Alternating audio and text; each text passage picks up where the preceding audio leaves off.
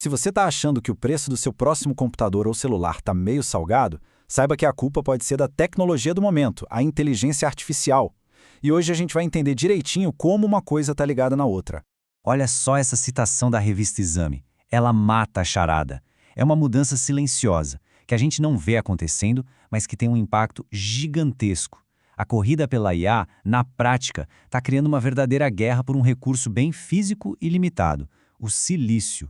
E que baita coincidência, né? Hoje, Dia do Engenheiro de Computação, é a data perfeita para a gente conectar esses pontos. Vamos entender essa alta de preços e, ao mesmo tempo, homenagear o trabalho desses profissionais que são, literalmente, os arquitetos do nosso mundo digital.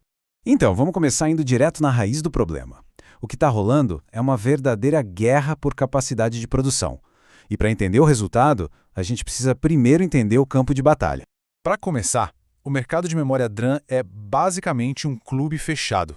Pensa só, 3 empresas, Samsung, SK Hynix e Micron, controlam 93% de tudo que é produzido no mundo. Com tão pouca gente no comando, a cadeia de produção é super rígida, não tem muita flexibilidade, e cada pedacinho de silício é disputado à tapa. E aqui está o pulo do gato. Os chips de inteligência artificial precisam de uma memória especial, a tal da HBM. Ela é muito mais rápida, o que é essencial para os cálculos pesadíssimos da IA. O problema? Para fabricar essa memória HBM, gasta-se 3 vezes mais capacidade de fábrica do que para a memória comum, a DDR5. Agora, adivinha para quem os fabricantes preferem vender? Para quem paga mais, claro. E os contratos bilionários com gigantes como Google e Microsoft são muito, mas muito mais lucrativos. O resultado é simples: menos memória disponível para todo o resto, notebooks, smartphones e o seu PC. E o efeito no preço? Bom, foi imediato e brutal. Já em 2024, o custo da memória DRAM deu um salto de 88% em relação ao ano anterior. E isso era só o começo do aquecimento. A escalada continuou sem freio. No terceiro trimestre de 2025, o aumento acumulado já batia 172%. Só para ter uma ideia, os preços mais que dobraram em menos de um ano. Um absurdo. E as projeções para frente não eram nada animadoras. A consultoria Gartner previu para 2026 mais uma alta, de 130%. Isso ia deixar o custo final de um computador até 17% mais caro. É um aumento que com certeza chega no bolso do consumidor, não tem como escapar. Mas quem é que está botando tanto dinheiro para essa demanda explodir? As gigantes da tecnologia, os chamados hyperscalers. Em 2026, a previsão era que de 600 bilhões de dólares investidos em infraestrutura, 450 bilhões, ou seja, 75% do total, seriam só para IA. É tanto dinheiro que ele consegue, sozinho, redesenhar toda a cadeia de produção global. A situação chegou num ponto tão bizarro que a memória DDR4, que já era considerada antiga, começou a custar o mesmo que a DDR5, a geração mais nova. A analogia do Exame é perfeita para descrever o tamanho do absurdo. A escassez fez o antigo ficar tão caro quanto o novo. É nesse cenário complexo que a gente encontra uns profissionais essenciais.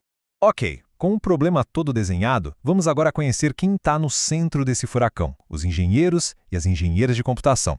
A profissão tem uma história bem interessante no Brasil. Quem diria, né? Mas ela nasceu no meio militar. O Instituto Militar de Engenharia, o IME, criou o primeiro curso lá em 1985 para suprir as necessidades do Exército. Em 87 se formou a primeira turma, com só 5 engenheiros, e em 93 a profissão foi finalmente regulamentada pelo CONFEA. Mas afinal, o que faz exatamente quem se forma em engenharia da computação? É crucial entender a diferença para a ciência da computação. Pensa assim. O cientista da computação foca no software, nos aplicativos, nos algoritmos. Já o engenheiro da computação é um profissional híbrido. Ele é a ponte que une o mundo físico do hardware com o mundo lógico do software. Ele faz os elétrons e os algoritmos conversarem. E a área de atuação é gigante, vai desde desenhar microchips e processadores, criar sistemas embarcados, até desenvolver sistemas operacionais, drivers e robôs. É o profissional que garante que o código e a máquina trabalhem em perfeita harmonia, com eficiência e segurança. Agora vamos ver como o trabalho dessa galera aparece nos objetos que a gente usa todo santo dia. Muitas vezes sem nem perceber. Uma das áreas mais importantes é a de sistemas embarcados. O nome pode parecer técnico, mas a ideia é simples. É um computador com propósito. Um cérebro eletrônico pequenininho, projetado para fazer uma única tarefa muito, mas muito bem, e que fica escondido dentro de outros equipamentos. E eles estão em todo lugar. Sério, no controle do motor do seu carro, no marca-passo que salva uma vida, no seu smartwatch, na sua geladeira inteligente. cada um desses objetos tem a assinatura de um engenheiro ou engenheira de computação. E projetar esses sistemas, olha, é um desafio em tanto. É preciso otimizar tudo ao máximo para rodar com pouquíssima memória e poder de processamento. Tem que garantir um consumo de energia quase zero, assegurar respostas em tempo real, onde um atraso de 1 milissegundo pode ser catastrófico. E, claro, blindar o sistema contra ataques, sejam eles físicos ou pela internet. E o futuro? Para onde essa profissão está indo no meio de tanta mudança acontecendo ao mesmo tempo? As próximas fronteiras são simplesmente fascinantes. A computação quântica, por exemplo, promete virar o jogo na segurança e na pesquisa de novos materiais. A sustentabilidade energética deixou de ser uma opção, virou prioridade, o que exige data centers e chips cada vez mais eficientes. E a segurança? Bom, no mundo onde tudo está conectado, é um desafio que não acaba nunca. E aqui vai uma mensagem muito importante.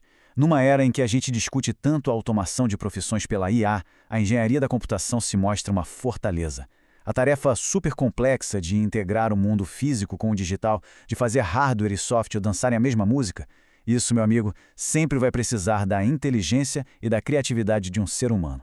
E isso tudo nos leva de volta à nossa reflexão inicial. Essa explosão da IA do nosso mundo virtual depende totalmente de uma base física, de recursos como o silício, que um dia acabam. Esse aumento absurdo no preço das memórias é talvez o primeiro grande sinal desse conflito. E a pergunta que fica no ar é: qual é o limite dessa expansão? Até onde podemos esticar o virtual sem que ele arrebente contra os limites do mundo real? Fica aí a reflexão. Até a próxima!